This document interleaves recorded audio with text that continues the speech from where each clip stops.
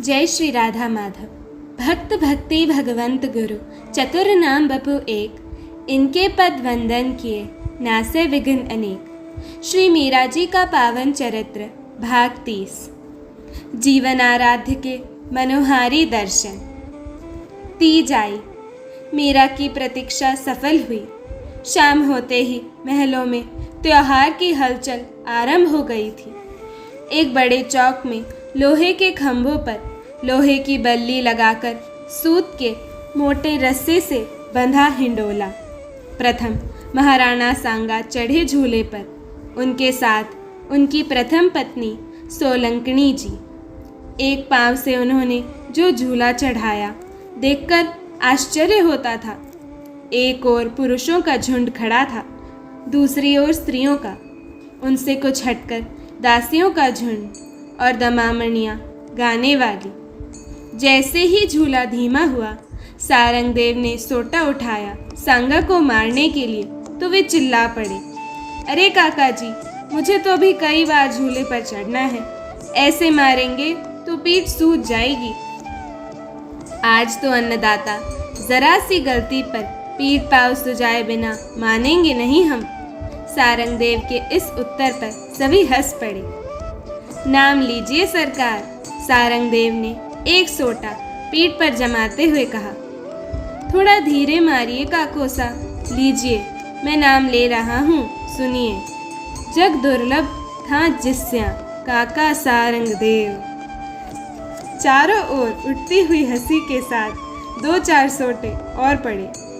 मेरा नहीं, बीननी हुकुम का नाम लीजिए, अन्यथा। अरे नहीं काकोसा, मैं मर जाऊंगा इस मार से, जरा उस झूले को ठहरने तो दीजिए। चढ़ते झूले पर से तो चिल्लाकर बोले बिना आपको सुनाई नहीं देगा। आप ही कहिए, चिल्लाकर तो आपका ही नाम लिया जा सकता है ना। आपकी चालाकी चलेगी नहीं सरकार, झूला ठहरने से पूर्व ही कूद पड़ते हैं आप, इसलिए चढ़ते झूले पर ही नाम लीजिए, नहीं तो। नहीं नहीं, ले रहा हूँ, जरा पास आइए, नहीं तो फिर कहेंगे कि सुना नहीं। सो सब नहीं, वहीं से बोलिया।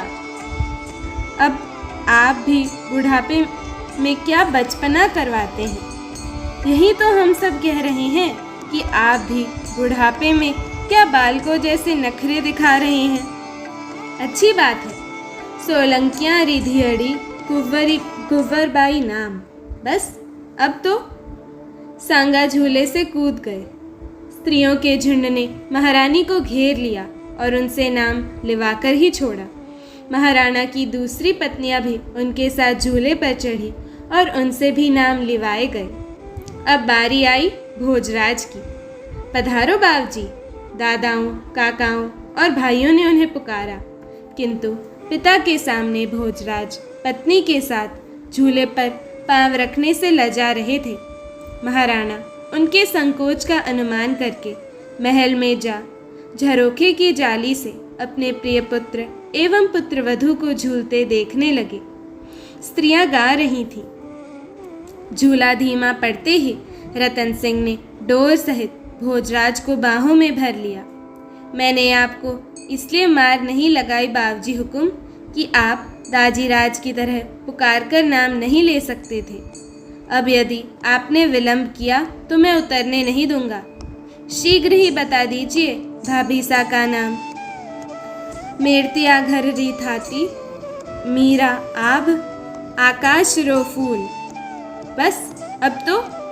रतन सिंह आभ रो फूल का विचार करते रह गए और भोजराज उतर पड़े। मीरा को स्त्रियों ने घेर कर पति का नाम पूछा तो उसने खुलसकर बताया, राजा है नंदराय जी, जाको गोकुल गाम, जमुना तट रो बास है, गिरधर प्यारो नाम।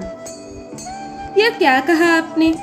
हम तो बाबजी हुकुम का नाम पूछ रही हैं। इनका नाम तो भोजराज है। बस अब मैं जाऊं? मीरा अपने महल में चली गई। वे गुनगुना रही थी। वे आकर अपने प्राणाधार के सम्मुख बैठ गई। जैसे ही तानपुरे के लिए हाथ बढ़ाया, कहीं पपीहा बोल उठा, हृदय में जैसे दामिनी लहरा गई हो। भजन पूरा करके जैसे ही मीरा ने आंखें उघाड़ी, वह हर्ष से बावली हो उठी। सम्मुख चौकी पर श्याम सुंदर बैठे उसकी ओर देखते हुए मंद मंद मुस्कुरा रहे थे। मीरा की पलकें स्थिर हो गई, कुछ क्षण देह जैसे जड़ हो गई, फिर हाथ बढ़ाकर चरण पर रखा, यह जानने के लिए कि कहीं यह स्वप्न तो नहीं है। उनके हाथ पर एक अरुण करतल आ गया। वह स्पर्श, वह स्पर्श, वह स्पर्श, वह भूल गई जगत। पिंडलियों तक चरणों को बाहों में बांधकर उसने घुटनों पर सिर रख दिया। गोविंद की उंगलियां उसके केशों में घूमने लगी। बाई सा हुकुम, मंगला ने एकदम प्रवेश करते हुए कहा और स्वामिनी को अटपटी अवस्था में देख वह ठिठक गई। मीरा ने पलके उठाकर उसकी ओर देखा। मंगला, आज प्रभु पधारे हैं, जीमन भोजन की तैयारी कर। मिथिला से कह कि यहीं पलंग बिछा दे, चौसर भी यहीं ले आ, आज मैं यहीं सोऊंगी। तू महाराज कुमार को निवेदन करा। मीरा की हर्ष विवल दशा देखकर मंगला प्रसन्न भी हुई और चकित भी। वह शीघ्रता से संदेश प्रसारण करने लगी। घड़ी भर में तो मेरतनी जी के महल में गाने बजाने की धूम मच गई। चौक में दासियां नाच रही थी। भोजराज को भी थोड़ा आश्चर्य हुआ। आज बाईसा हुकुम मंदिर में ही पढ़ेंगी। मंगला ने विनम्रता से हाथ जोड़कर निवेदन किया। क्यों? प्रभु पधारे हैं, कहकर मंगला चुप हो रही। भोजराज गिरधर गोपाल के कक्ष की ओर मुड़ गए। वहां जाकर देखी मीरा की प्रेम विवहल दशा। वह जैसे बार बार किसी को चूम रही हो। आंखों में हर्ष के आंसू, रोम रोम पुलकित, होठों पर हंसी खिली पड़ती थी। बीच बीच में वाष्परुद्ध कंठ से टूटे शब्द उच्चारित होते। बड़ी कृपा की, बड़ी कृपा, जो बीत गए, आंखें पथरा गई थीं, अब न जाना अब। भोजराज आश्चर्य से देख रहे थे कि मीरा के हाथ किसी की देह पर घूम रहे हैं। एकाएक कहकर हंस पड़ी और लगा जैसे लाज से मुंह छिपा रही हो। यह क्या है? क्या हो रहा है? यह कौन है यहाँ? मुझे क्यों नहीं दिखाई देता? भोजराज सोच रहे थे। मीरा की दृष्टि उन पर पड़ी। पधारिए महाराज कुमार, देखिए मेरे स्वामी पधारे हैं, आइए इनसे मिलिए। ये हैं द्वारकाधीश, मेरे पति। और श्री भोजराज का परिचय देते हुए उनसे कहा, ये हैं चित्तौड़ के महाराज कुमार युवराज भोजराज, मेरे सखा। फिर भोजराज से पूछ बैठी, कहिए कैसे लगे आपको मेरे धनी? मुझे तो कोई दिखाई नहीं दे रहा है, क्या आप सच फरमा रही हैं? भोजराज ने पूछा। मीरा खिलखिलाकर हंस पड़ी। सुन रहे हैं प्रियतम, महाराज कुमार क्या फरमा रहे हैं? फिर भोजराज से कहा, आप पधारे। ये फरमा रहे हैं कि आपको दर्शन होने में अभी समय है। भोजराज असमंजस में कुछ क्षण खड़े रहे, फिर शयन कक्ष में चले गए। मीरा गाने लगी। दासियों ने उसे श्रृंगार कक्ष में चलने को कहा, किंतु वह अपने मोहन को आंखों से ओट करने को तैयार नहीं थी। उन लोगों ने श्रृंगार सामग्री वहीं लाकर उसे सजाया।